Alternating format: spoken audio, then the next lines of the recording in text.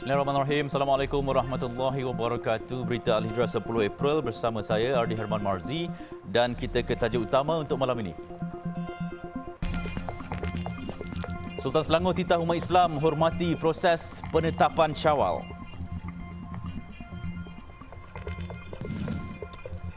Juga angkara ubah suai mercun, dua belah tangan parah.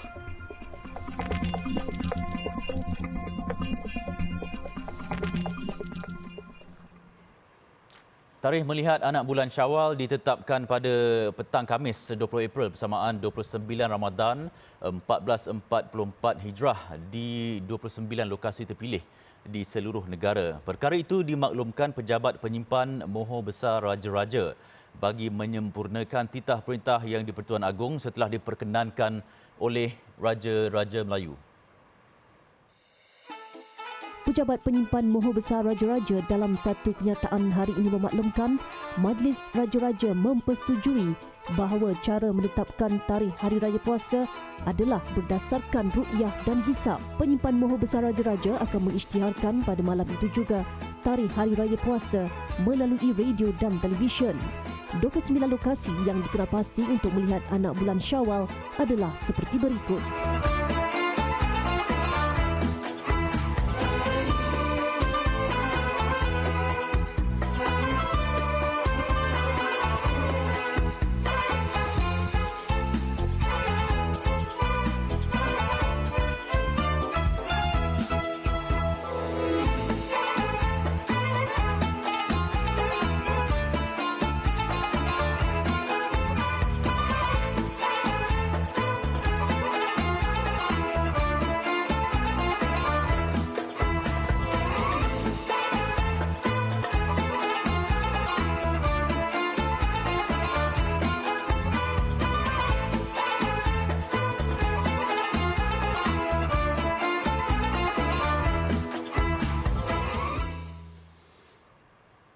Baik, sementara itu Sultan Selangor Sultan Sharafuddin Idris Shah Al-Haj menasihati seluruh umat Islam di Selangor khususnya agar menghormati semua proses yang telah ditetapkan serta menyerahkan tanggungjawab menentukan permulaan 1 Syawal kepada pihak berkuasa. Baginda menyeru umat Islam agar kekal tenang dan tertib dalam keadaan harmoni serta tidak menimbulkan sebarang spekulasi yang boleh mengelirukan. Sementara menunggu pengisytiharan rasmi tarikh Hari Raya Puasa oleh penyimpan Moho Besar Raja-Raja yang ditetapkan pada hari Khamis 29 Ramadan 1444 Hijrah bersamaan 20 April 2023, Baginda ingin mengingatkan umat Islam di negara ini bahawasanya Majlis Raja-Raja telah mempersetujui bahawa cara menetapkan tarikh Hari Raya Puasa adalah berdasarkan ru'yah dan hisab. Baginda juga telah menitahkan Mufti Selangor untuk memberi penjelasan mengenai kaedah penentuan awal Ramadan dan awal Syawal sebagaimana nas Al-Quran dan hadis Nabi Muhammad SAW, iaitu berdasarkan ru'yah hilal atau melihat anak bulan.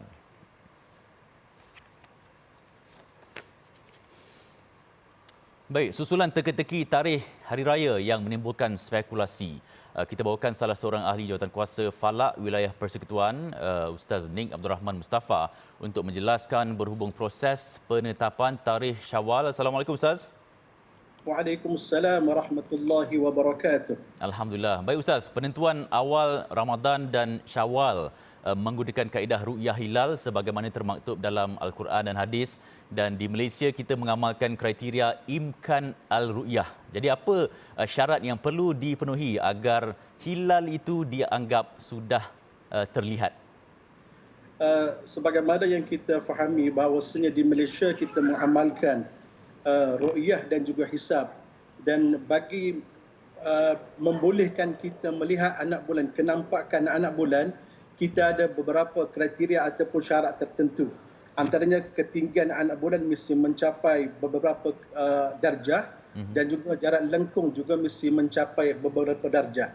Sekiranya syarat-syarat ini tidak dipenuhi, maka anak bulan kita sebut peluang chances untuk melihat anak bulan itu tipis dan juga sukar untuk dilihat.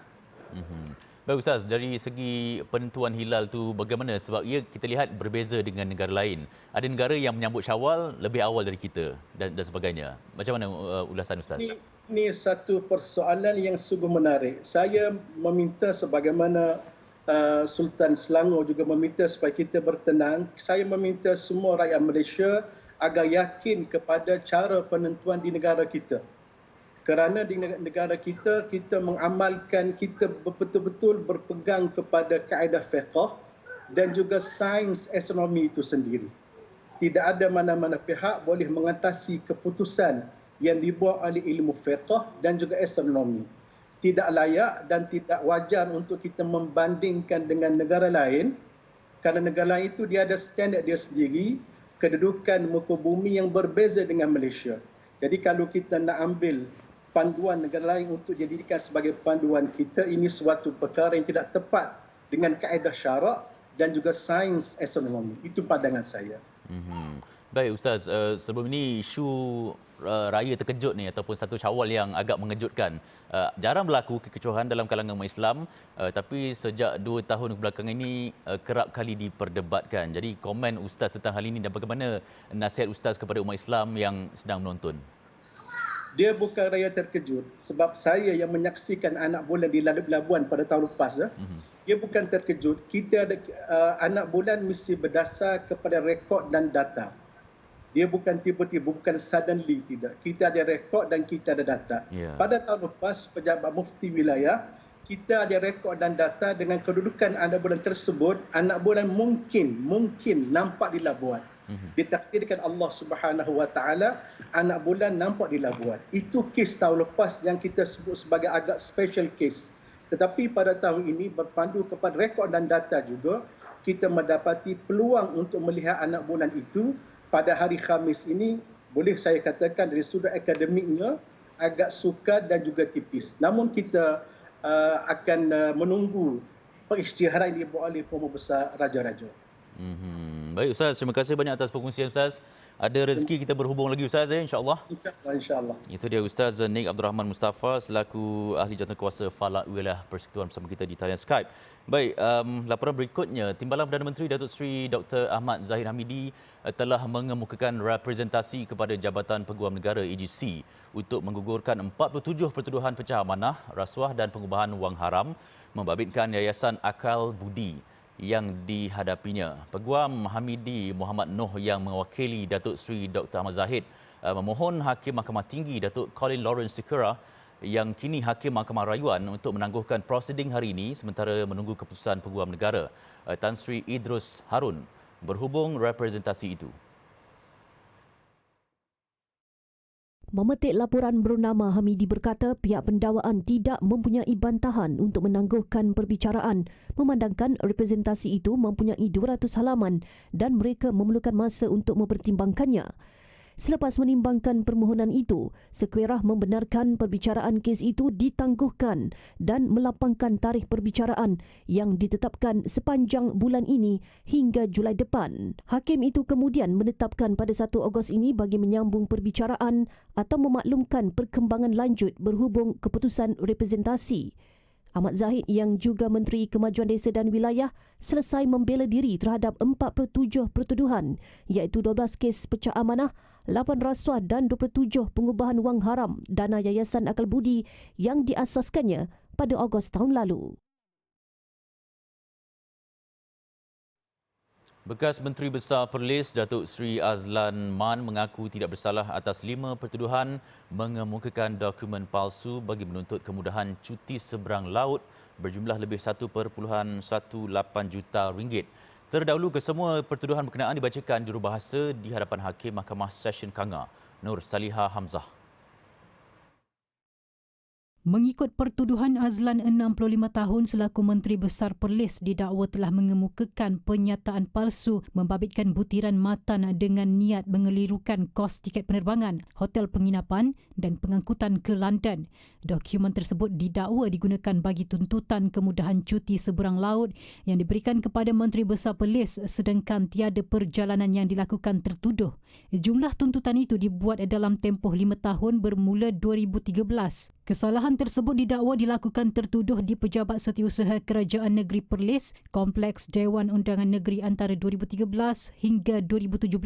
Jika sabit kesalahan, hukuman penjara sehingga 20 tahun dan denda minimum 5 kali ganda jumlah atau nilai butir matan yang palsu jika berbentuk wang atau RM10,000 mengikut mana lebih tinggi.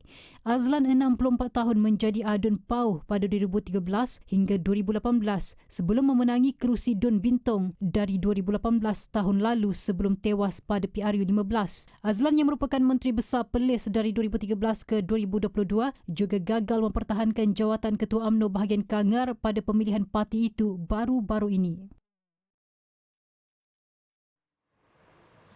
Seorang lelaki parah di kedua belah tangan dipercayai terkena mercun yang diubah suai dalam kejadian di Kuala Nerus awal pagi tadi.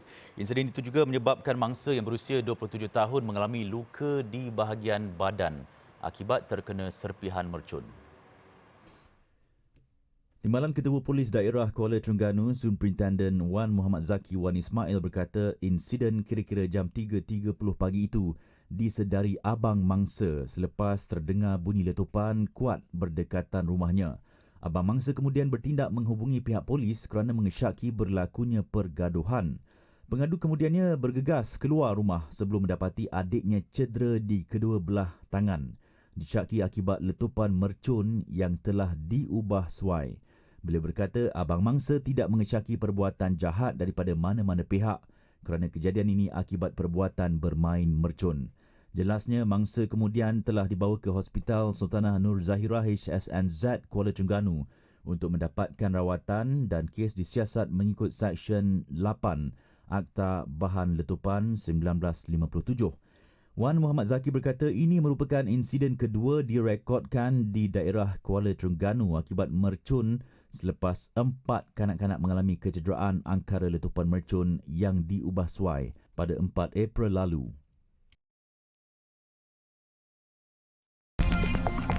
Selepas ini jualan biskut raya merosot.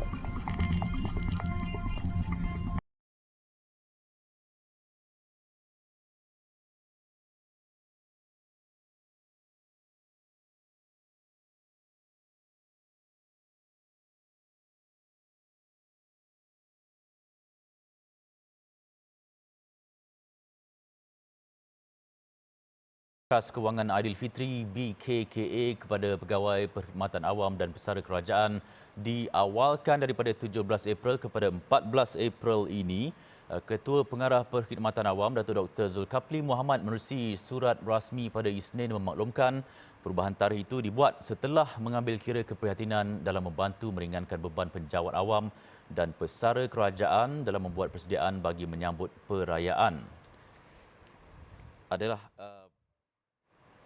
BKKA adalah bantuan hari raya bagi menghargai jasa dan pengorbanan penjawat awam dengan pemberian RM700 buat penjawat awam grade 56 ke bawah, manakala pesara sebanyak RM350.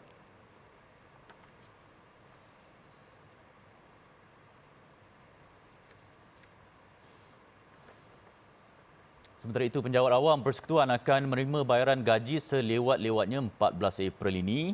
17 April seperti dijadualkan sebelum ini. Perkara itu diumumkan Perdana Menteri Datuk Seri Anwar Ibrahim terdahulu Kongres Kesatuan Pekerja-Pekerja di dalam Perkhidmatan Awam atau QPEX mencadangkan supaya tarikh pembayaran gaji kepada penjawat awam diawalkan kepada 14 April ini.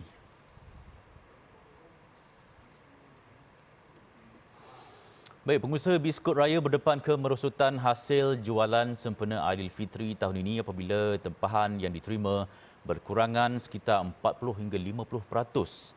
Situasi yang sudah dijangka itu berlaku dipercayai disebabkan kenaikan harga biskut yang dipercayai berpunca daripada harga bahan mentah yang turut meningkat.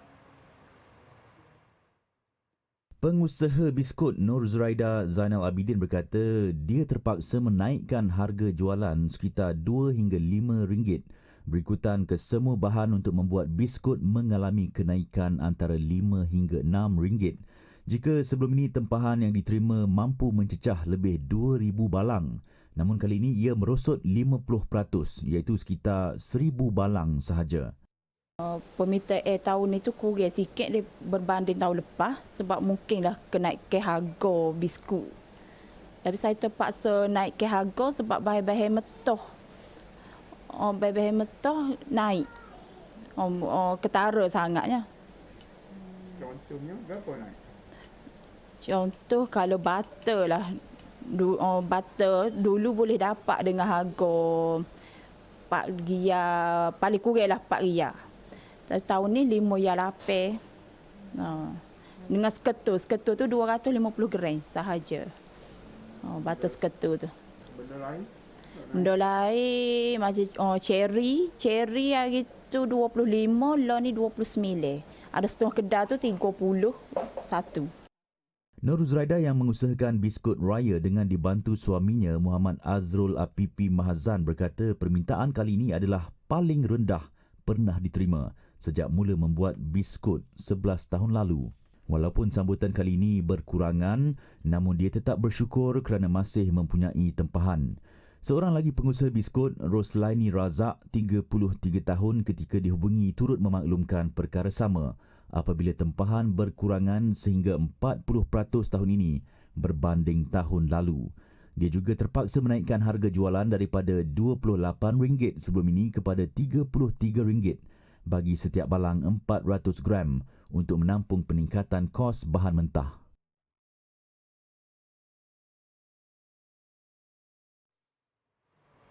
Kementerian Perdagangan Dalam Negeri dan Kos Sara Hidup KPDN menafikan dakwaan berlaku peningkatan harga daging import sama ada lembu ataupun kerbau. Menteri ini Datuk Seri Salahuddin Ayub berkata harga daging lembu import masih kekal pada harga antara RM18 hingga RM22 sekilogram mengikut grade daging. Tapi untuk mengatakan daging-daging import yang dikawal oleh kerajaan ini naik melampau, itu tidak benar sama sekali. Tetapi kalau mungkin berlaku di beberapa premis yang mungkin ada, sekiranya ada peniaga yang mengambil kesempatan, itu minta mereka report serta-merta dan kita akan ambil tindakan. Tambah beliau, peningkatan harga itu berlaku pada daging lembu tempatan yang tidak dikawal oleh kerajaan berikutan terdapat permintaan tinggi daripada pengguna. Datuk Seri Salahuddin ditemui selepas merasmikan majlis penyerahan 20,000 bakul rahmah berjumlah RM1 hasil sumbangan 99 Speed Mart. Setakat ini pihaknya berjaya mengumpulkan 80,000 bakul rahmah dan beliau menyasarkan agihan bantuan itu kepada 130,000 isi rumah miskin Tegar pada Julai ini. Belum terubat kesedihan atas pemergian ibu 8 bulan lalu, kini ayah pula dijemput ilahi. Realiti yang pahit untuk ditelan itu terpaksa dilalui 3 beradik dari kampung Kong Laut, Masai, Pasir Gudang. Lebih meruntun jiwa, kedatangan Syawal kali ini mungkin tidak semeriah dulu tanpa ibu dan ayah di sisi. Sebulan berlalu selepas kehilangan ayah tercinta, 3 beradik ini masih tidak dapat melupakan peristiwa yang menimpa Abdul Latif Mahmud, 62 tahun, apabila dia ditemui lemas ketika memasang rawai 8 Mac lepas. Pemergian Abdul Latif sesuatu kehilangan besar buat keluarga ini, memandangkan arwah yang bekerja sebagai nelayan merupakan tonggak utama keluarga. Hari ini keluarga berkenaan dikunjungi Ahli Dewan Undangan Negeri Adun Tiram Azizul Bacok dan Pengarah Pertubuhan Keselamatan Sosial Perkeso Negeri Johor Tong Sing Chuang. Dan hari ini Sok-Sok datang atas sebab almarhum ini ada mencarum di bawah skim pekerjaan sendiri yang diuruskan oleh pihak LKM, dan faedah-faedah atas kematian ke atas almarhum ini kita beri kepada waris yang tinggal, dan kebetulan almarhum ada anak yang masih lagi berumur di bawah 21 tahun. Sebelum ini, jasad Abdul Latif ditemui berdekatan kawasan Paya di sungai berkenaan dan insiden itu dipercayai berpunca daripada angin dan ombak kuat. Perkeso proses kes ini di bawah faedah orang tanggungan, di mana waris dia akan mendapat pencen 90% daripada caruman itu kepada waris dia. Kalau anak-anak dia sampai 21 tahun lah. Dan kalau dia belajar ijazah pertama, kita akan bayar pencen itu sampai ijazah pertama habis. Dan yang kedua ialah kita bayar faedah pengurusan mayat, iaitu sebanyak RM2,000 lah sekali lah. Saya waris anak yang sulung, mengucapkan ribuan terima kasih kepada pihak Pekeso dan YB daripada Pasir Gudang, mengucapkan ribuan terima kasih kerana bantuan yang telah diberikan kepada kami, pencen bulanan yang telah diberikan kepada pihak kami. Faedah dari Perkeso itu sekurang-kurangnya membantu tiga beradik ini untuk meneruskan kelangsungan hidup di samping dapat meneruskan pelajaran. Kezera Health Sdn Bhd menjadi syarikat pertama di Malaysia yang menawarkan perkhidmatan kesihatan profil DNA dan epigenetik. Ketua Pegawai Eksekutifnya Dr. Muhammad Sabri Muhammad Syafi berkata kaedah itu dapat mengenal pasti risiko awal kesihatan sekaligus mencegah penyakit kronik seiring dengan peningkatan umur. Dr. Muhammad Sabri berkata menerusi profil DNA itu juga ia dapat membantu ibu bapa dalam mengenal pasti keupayaan serta kekuatan anak-anak mengikut peringkat umur dan ia boleh dibuat seawal usia 2 bulan.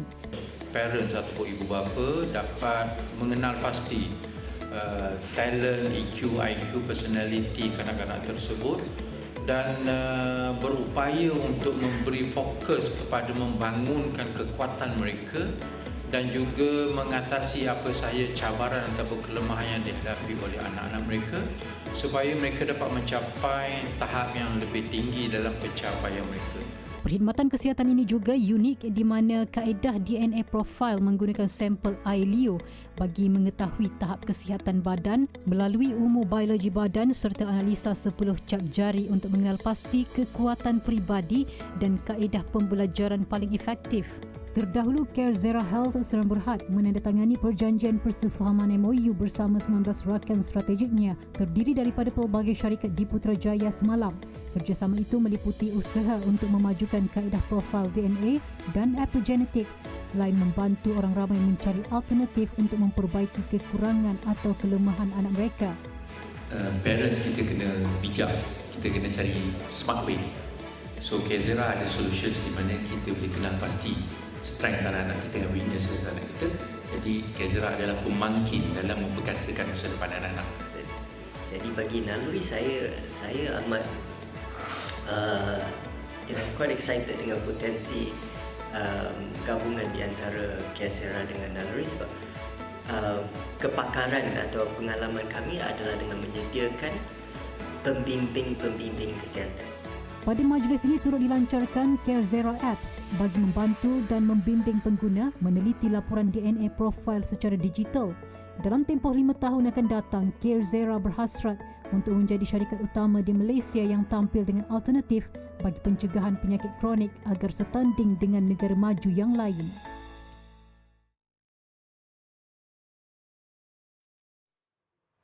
Baik, zahirkan solidariti kita untuk merealisasikan hasrat mencetak dan mengedarkan 1 juta naskah Al-Quran untuk ummah yang memerlukan. Berinfaklah sekarang serendah RM38 untuk setiap naskah dan semoga usaha kita yang kecil ini dipandang Allah dan menjadi asbab kita ke syurganya. Selepas ini, imam cedera ditikam ketika solat subuh. Seorang imam cedera ditikam ketika menunaikan solat subuh di sebuah masjid di Paterson, New Jersey, Amerika Syarikat. Suspek menikam mangsa 2 kali ketika sedang rukuk. Ketika kejadian, Said El-Nakib 65 tahun sedang mengimamkan solat subuh sekitar jam 5.30 pagi di Masjid Omar. Suspek yang tiba-tiba menerjah ke depan kemudian menikam imam dengan pisau 2 kali. Lelaki berusia 32 tahun yang dikenali sebagai Serif Zorba itu cuba melarikan diri namun berjaya disekat jemaah lain sementara menunggu polis datang. Lebih 200 jemaah berada dalam masjid itu namun tiada siapa yang mengenali suspek. Motif serangan masih belum diketahui. Imam Said kini dirawat di Pusat Perubatan Universiti St. Joseph dan berada dalam keadaan stabil. Sebanyak 336 kg heroin dianggarkan bernilai RM789.56 juta dirampas pihak berkuasa Australia. Dadah dalam sebuah kontena itu dilaporkan dalam penghantaran dari Malaysia ke Brisbane. Polis Persekutuan Australia dalam kenyataannya minggu lalu memaklumkan rampasan itu dilakukan pada 13 Mac lalu. Dadah itu disorok dalam 2 blok konkrit simen masing-masing seberat 500 kg. Penghantaran itu diisytihar sebagai aksesori panel solar sebagai antara konsenan dalam kontena. Pegawai polis mengesan ratusan bungkusan tersembunyi di dalam blok konkrit simen berkenaan dan berjaya mengeluarkan 960 bungkusan dengan setiap satu mengandungi kira-kira 350 gram heroin. Pada 29 Mac lalu, risikan mendapati konsenan itu diambil seorang lelaki tempatan menggunakan trak yang disewa menuju ke Sydney sebelum diturunkan di sebuah bangsal industri di Mount Druitt pada 30 Mac. Lelaki itu kemudian ditangkap. Rampasan heroin seberat 336 kg itu adalah kedua terbesar pernah direkodkan negara itu selepas di Melbourne pada 2021 iaitu 450 kg. 2 mayat ditemui hari ini di bawah runtuhan bangunan akibat letupan di Bandar Marseille, Perancis. Penemuan berkenaan selepas 24 jam insiden di bangunan 4 tingkat itu. Sehingga kini 6 lagi mangsa dilaporkan masih hilang. Misi menyelamat masih diteruskan dengan menggunakan kren dan lampu. Namun kebakaran berterusan di bawah runtuhan sedikit menyukarkan operasi mencari dan menyelamat. Letupan yang berlaku awal pagi semalam waktu tempatan itu berkemungkinan berpunca daripada kebocoran gas. Setakat ini 5 orang alami kecederaan serius. Semua penduduk bangunan itu dan juga penduduk di bangunan sekitar sudah dipindahkan. Baik, sekian untuk malam ini. Banyak lagi kandungan menarik berita Al-Hijrah menerusi platform media sosial seperti Facebook, Twitter, YouTube, Instagram dan TikTok. Juga layari alhijrahnews.com untuk laporan berita dalam dan luar negara serta artikel eksklusif. Saya Aryaman, satukan ummah dengan ilmu bagi memperkasa Malaysia Madani. Assalamualaikum warahmatullahi wabarakatuh. Selamat malam.